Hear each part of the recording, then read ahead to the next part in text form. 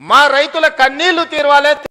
తెలంగాణ వ్యవసాయం మొత్తం కరెంటు మోటార్ల మీద ఆధారపడ్డ వ్యవసాయం అంటే కాంగ్రెస్ పార్టీ ఎన్నికల మేనిఫెస్టోలో పెట్టి ఉచిత కరెంటుని దేశంలో కనిపెట్టిందే కాంగ్రెస్ పార్టీ. ఉచిత కరెంటు కాంగ్రెస్ పార్టీ పేటెంట్. ఏ సన్నాసన్న ఉచిత కరెంటు మాది అన్నాడంటే మా అక్కలు చీపిరి కట్ట మలిపి కొడతారు. ఆ ఎల్ల చాలా మంది అన్నారు ఉచిత కరెంట్ అంటే బట్టలు ఆరేసుకోవాల్సి వస్తుందని. ఇచ్చి చూపించి రాజశేఖర రెడ్డి గారు 2004 ముఖ్యమంత్రిగా ఎల్బీ స్టేడియంలో ప్రమాణ స్వీకారం చేసినప్పుడు 7 గంటల ఉచిత కరెంటుతో పాటు వందలాది కోట్ల రూపాయలు రైతుల కరెంటు బిల్లులను రద్దు చేసి లక్షలాది మంది రైతుల మీద ఉన్న క్రిమినల్ కేసెస్ను రద్దు చేసిన సంతకం, మొట్టమొదటి ఫైల్ మీద సంతకం ముఖ్యమంత్రిగా వైఎస్ రాజశేఖర రెడ్డి గారు కాంగ్రెస్ పార్టీ 2004 సంవత్సరంలో సంతకం పెట్టింది కాంగ్రెస్ పార్టీ కాదా? ఇవాళ గుడ్డొచ్చంట కోడిని బెదిరించిందంట. ఈడెవడో వచ్చి మేమిచ్చిన ఉచిత కరెంటుకు నీ ఖాతాలో రాసుకొని కాంగ్రెస్ వస్తే కరెంటు కష్టాలు అన్నాడు. ఆ ఉచిత రైతు కరెంటుకు ప్రతి నెల మా బట్టి విక్రమార్క గారు ఆర్థిక మంత్రి ఆయనే, విద్యుత్ శాఖ మంత్రి ఆయనే, ఎడమ చేత్తో ఇస్తుండు, కుడి చేత్తో తీసుకుంటూ నెలకు 1000 కోట్ల రూపాయలు ఇవాళ రైతులకు ఉచిత కరెంటు మీద 30,000 కోట్ల రూపాయలు 30 నెలల బట్టి విక్రమార్క గారు ఉచిత 24 గంటల ఉచిత విద్యుత్ కోసం రైతుల కోసం 30,000 కోట్ల రూపాయలు ఈనాటికి మనం ఖర్చు పెట్టినాం. బోనస్ కింద 4,000 కోట్లు దాదాపుగా ఉత్తమ్ కుమార్ రెడ్డి గారు ఇచ్చారు. వ్యవసాయ పనిముట్లకు ఈరోజు తుమ్మల నాగేశ్వరరావు గారు 2,000 కోట్ల రూపాయలు ఖర్చు పెట్టారు. రైతు బీమా దాదాపుగా 3,500 కోట్ల రూపాయలు రైతు బీమా కోసం ఈరోజు మనం ఖర్చు పెట్టినాం.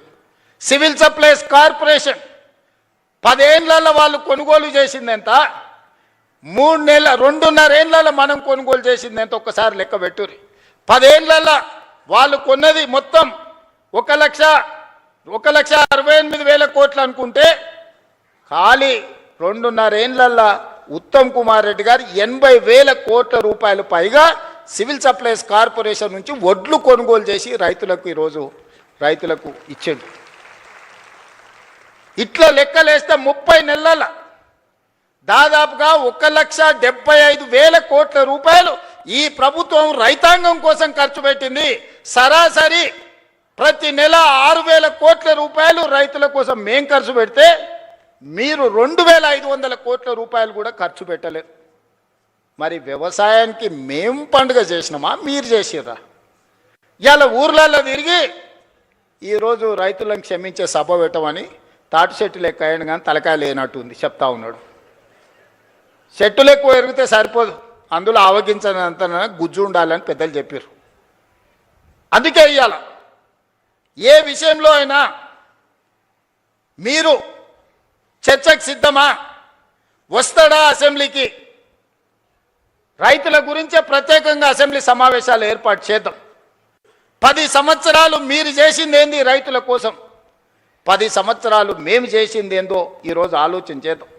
సాగునీటి ప్రాజెక్టులు, కాళేశ్వరం పేరు మీద గోదావరి నదీ జలాలతోని ఉత్తర తెలంగాణను సస్యశ్యామలం చేస్తా, రంగారెడ్డి జిల్లా వరకు తీసుకొస్తని 1,50,000 కోట్ల రూపాయల అంచనాతోని గోదావరి నదీ జలాల మీద కాళేశ్వరానికే 1,02,000 కోట్ల రూపాయలు కాంట్రాక్టర్లకు చెల్లిస్తే 3 ఏళ్ల కాళేశ్వరం కట్టుడు, 3 ఏళ్ల కాళేశ్వరం కూలుడు మీరే కడితిరి, మీరే కూలగొట్టిరి.